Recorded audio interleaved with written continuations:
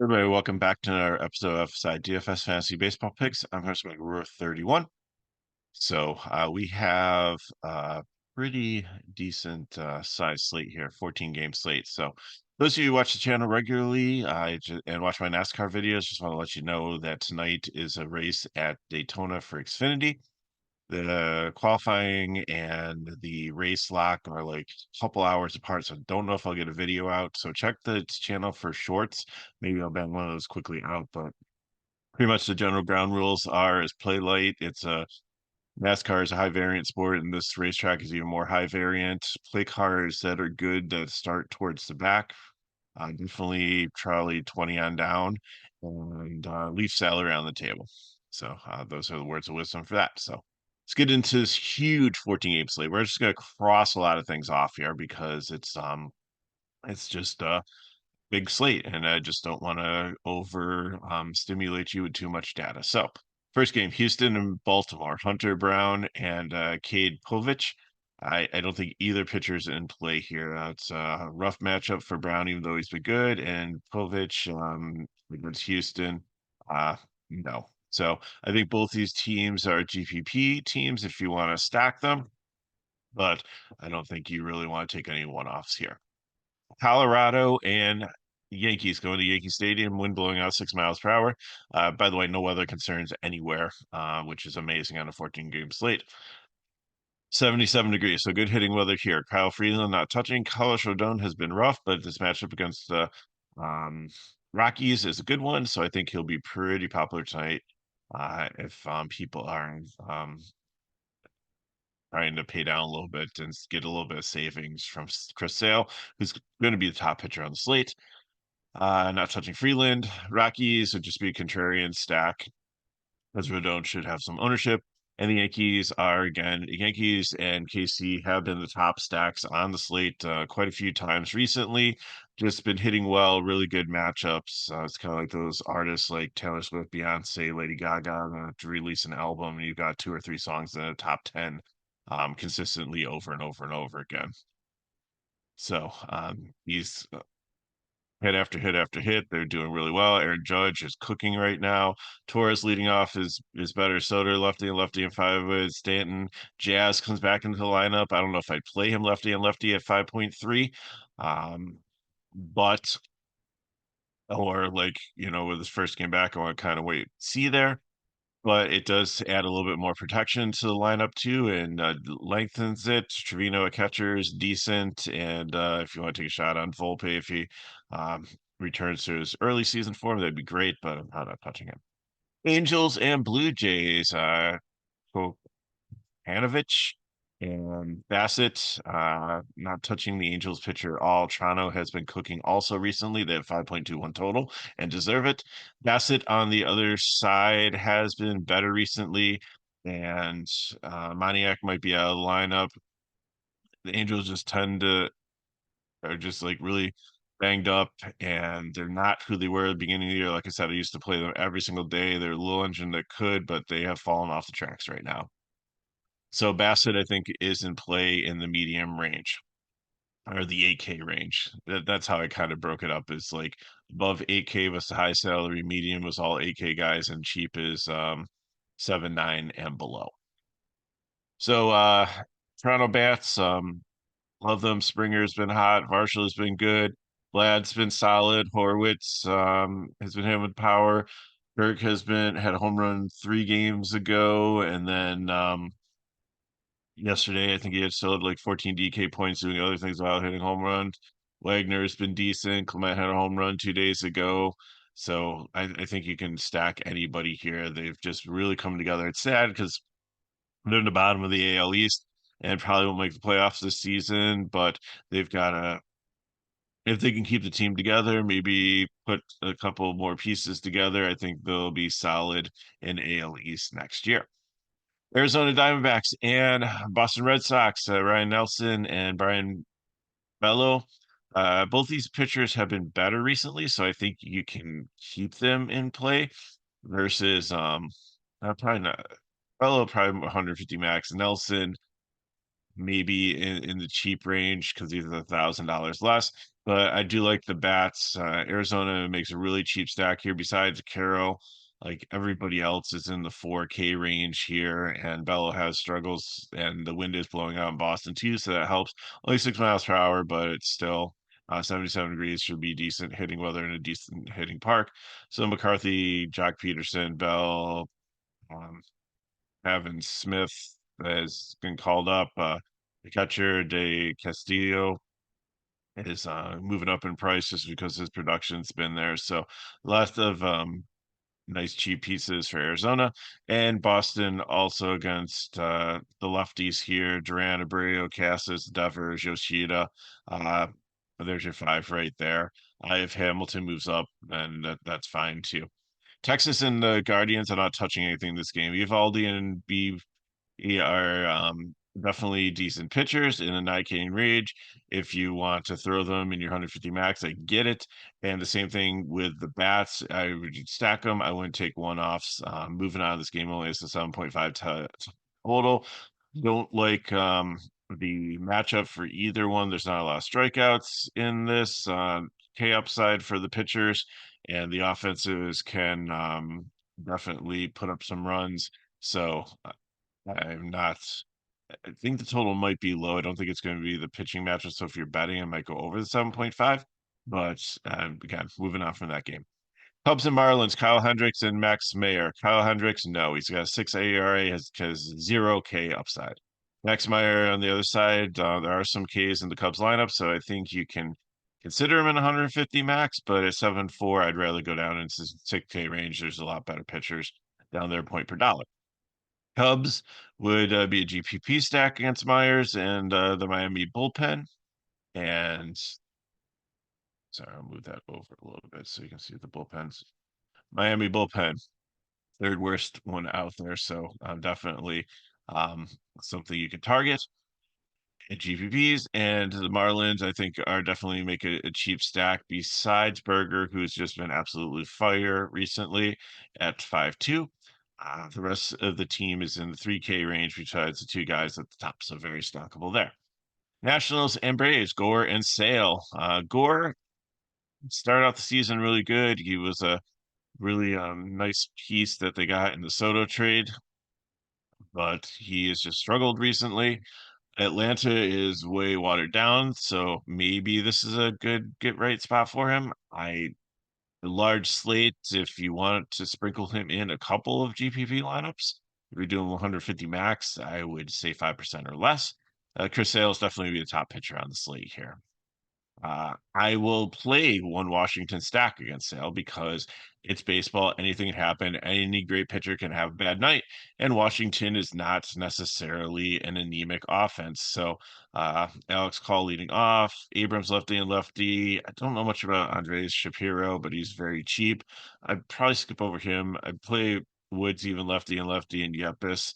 I'd probably stick with like the top five up there. Probably take 4 out of the 5, but who knows?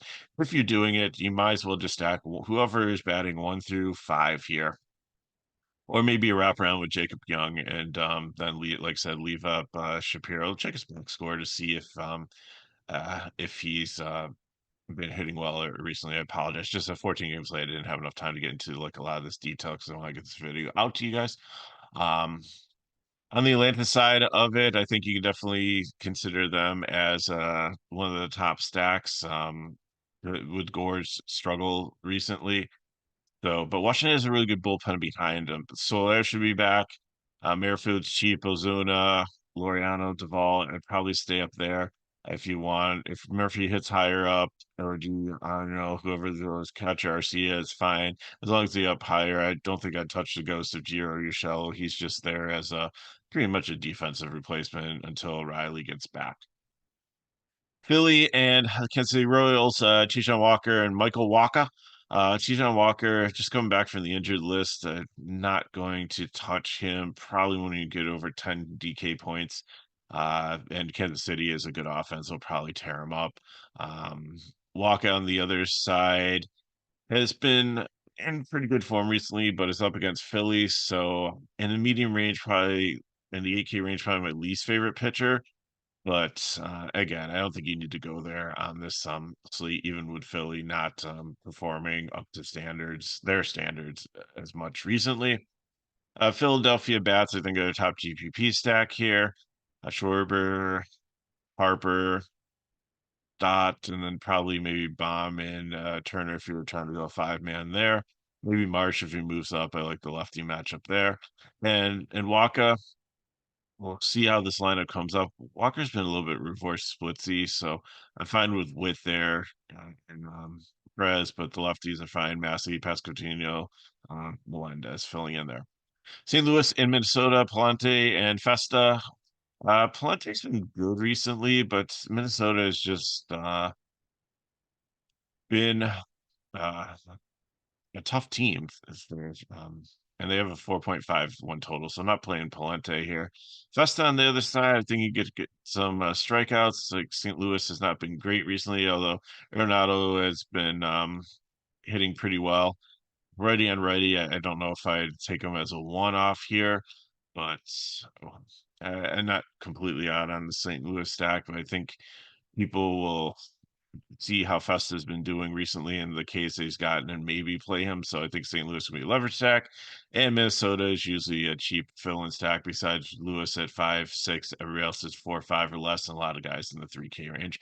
But there's a lot of pinch hit risk too, so you have to hope that they get to the starting pitcher early and often. Detroit and Chicago, Montero and Flexen. Montero was very interesting here. Like I first looked at him, was going to write him off, but I thought, he probably gets about 15 DK points at 6.4, and that's a really good price. And Flexen, I'm not touching. So Detroit, I think, is a sneaky stack here with all the lefties that they're going to throw at him, even though Flexen has been reverse splitsy a bit. I would just like Meadows, Riley Green, Kerry Carpenter. They all have some power. Like they could all put up if they go off um have a really solid outing there. And then Keith, and then Torkelson or Jung, however you want to go there. Torkelson, if you want probably a better hitter, but Jung saves you some money and has the splits advantage. White Sox are just a contrarian stack against Montero, who I think will pick up some ownership against because people love the target. The White Sox is they're just a bad team. Mets and Padres, Blackburn and Musgrove. Blackburn, I'm not touching, maybe 150 max. Musgrove, I think you can make a case for. He's been solid, but so have the Mets at times. And I think you just look at both of these offenses. Sorry, this is New York Yankees. That should be New York Mets. In the 150 max category. So I think that you just stack these teams. Don't take one-offs. Game is a little total 7.5. Same thing as the Cleveland Texas game. I'm just not touching games with offenses that could go off against pitchers that could be solid. Milwaukee and Oakland, Savali and Sears. I think both these pitchers work in the mid-range. So the price point on Sears a little high. Milwaukee has struggled more against left-handed pitching than right-handed pitching. But I don't know if I want to play 8.3 for Sears. Definitely a really good young guy. So I would definitely consider him in GPPs, but maybe in a different matchup on a different slate, it would be better to play him. Bat-wise, the same thing. Like both these pitchers, I think, have potential against each other team, but both teams can sometimes put together some decent games. A total is at 7.5, so I'm not touching these 7.5 games. You got to nail the bats on a 14 game slate, and I don't think this is where you want to go. I think you want to take the cheap ones that we talked about: Toronto, Arizona, Miami, Detroit, Minnesota, and I think you want to go up top with some of those more security blanket ones. Tampa Bay at the Dodgers, Tyler Alexander and Bobby Miller. Alexander hasn't been bad, but I'm not taking him against Dodgers. Miller has been bad at times, but Tampa Bay is really starting to put together the strikeouts. They're not there, but I think by next week when I run the numbers, they're going to be up in the top 10 for K rate. Just after the All-Star after trade deadline, they just have been not as good as they have been in the past.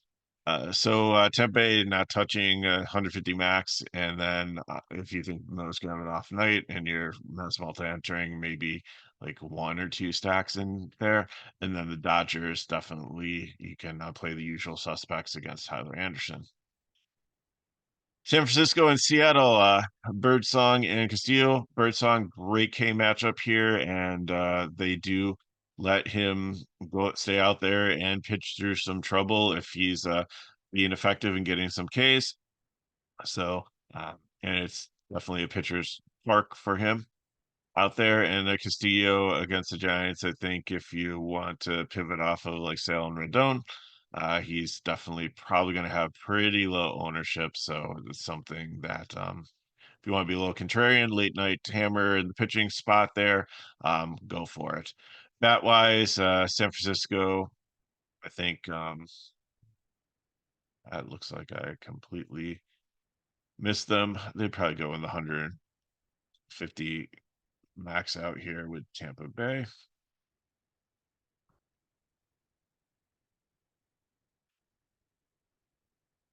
And Seattle, I think GPP potentially, but they're like so cheap that they probably slide over into there. It's almost like everything's GPP, but like the top ones are definitely going to be Philly, Baltimore, Houston, and Chicago. Seattle could probably go on a cheap one, but okay, that's the breakdown. Let's look at some builds and get you on your way for your weekend. So for cash, I'm taking Sale or Rodon up top. Like Castillo works there also. Savali, I'm going to go as my SP2. I get it if you want to go Birdsong or Montero. There and that into GPP one. But I think that's where we want to go. Give me the Blue Jays and give me Miami. I'm taking some cheap bats to pay up for pitching to get the floor there. So Kirk, Vlad, or Berger there at first base. Wagner, Horwitz at second base. Third base, you could put Vladderberger if you want to go with Bryant at first base. That works also. Edward Springer, and then fill in. There's plenty of outfielders picked from Toronto and Miami to round out your stacks there. For GPP, Birdsong and Montero, and then I am going to go KC and the New York Yankees. There was a video a couple months ago where I said pay down on pitching, and it worked out masterfully, and I ended up in top 5 in the GPP because of it. And some of the people who followed the advice had a lot of success also. So going back there, let's take the two top stacks. We can get the big bats in: Pescatino, Torres, Witt, Judge, and Melendez. Fill in with one-offs or other players from the team, whatever you want to do. Punt catcher and get a decent third and outfielder. So lots of great options at 14 games late, but that's the core there. All you have to do is figure out the 3 people that you want to fill in there, and hopefully we will see a lot of dollar signs. So that's what I got for you. McKinley should have the video tomorrow, and I'll be back probably Monday with MLB. I will have the NASCAR Cup video, and just keep an eye on the channel because Charlie should have EAPL. And then college football should be coming up. Kurt's still doing WNBA. So if you want more information on FSi DFS, it's great for the weekends. Lots of sports going on. It's just $6 for the VIP package for the whole day. So go to the description of the video and the link to our pricing page is there. And if you have questions about this slate, put them in the chat below here. And if these videos help, as always, help us back. Like, subscribe to the channel, share with your friends. So hope you have an amazing weekend. Getting ready back to school and everything. So good luck in your contest. I'll see you next.